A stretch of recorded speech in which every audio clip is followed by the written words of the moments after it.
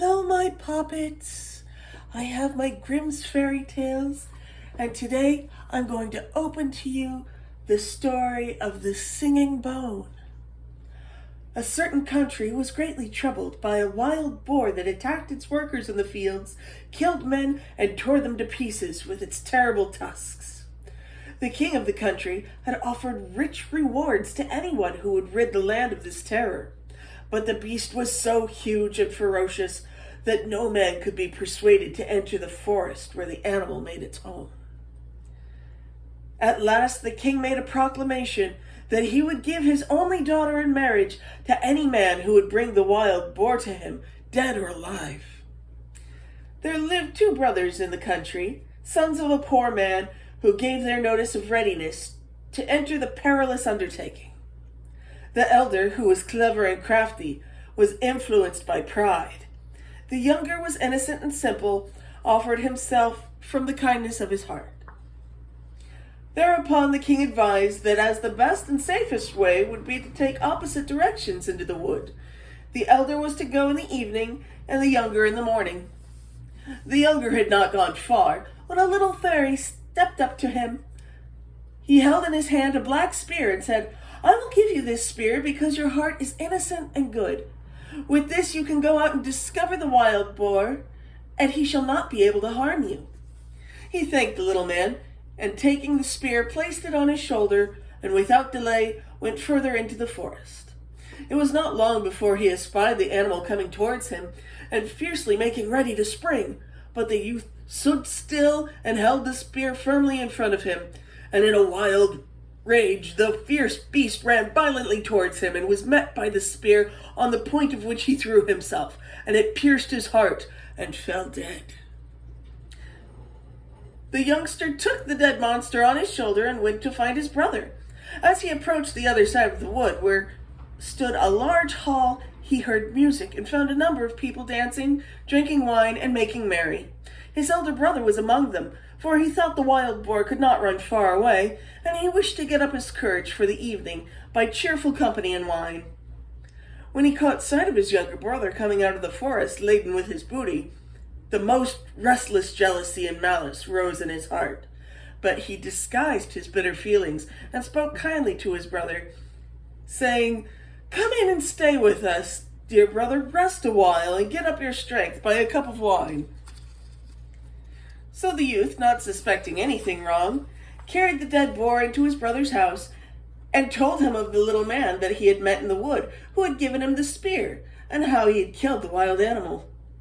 The elder brother persuaded him to rest until the evening, and then they went out together in the twilight and walked by the river until it became quite dark.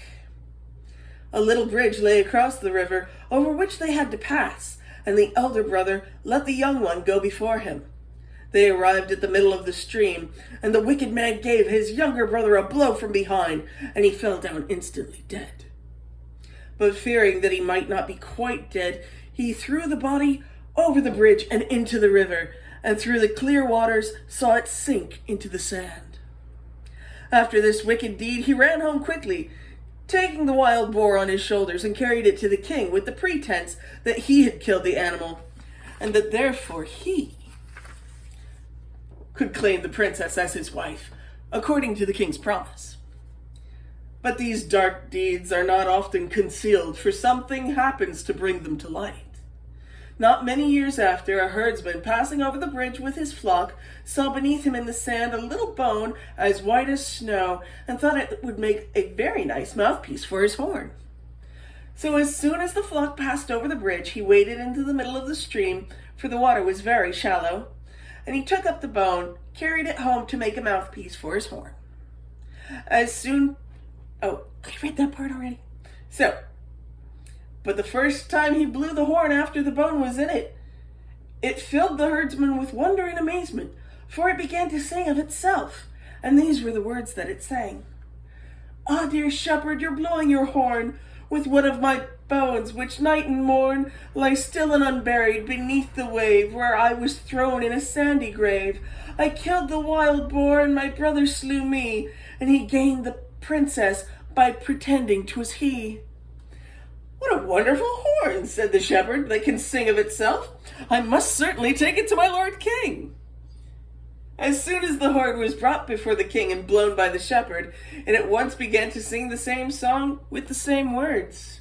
And the king was at first surprised, but his suspicion being aroused, he ordered that the sand under the bridge should be examined immediately, and the entire skeleton of the murdered man was discovered, and the whole wicked deed came to light. And the wicked brother could not deny the deed, and he was therefore ordered to be tied in a sack and drowned, while the remains of his murdered brother were carefully carried to the churchyard and laid to rest in a beautiful grave. So, the whole thing, is a bit late, really, for any manner of comeuppance or justice to be served. It just makes more dead people. But hey, the king has to fulfill his lordly duties, and I suppose the poor princess was never thought of in the first place, going around being given away for the prize of a hunt, and then having her husband going ahead and, all the whole thing. You'd think that maybe the princess would want to have some part in it, but that's never gonna really happen terrible often in these stories, and that's a sad thing.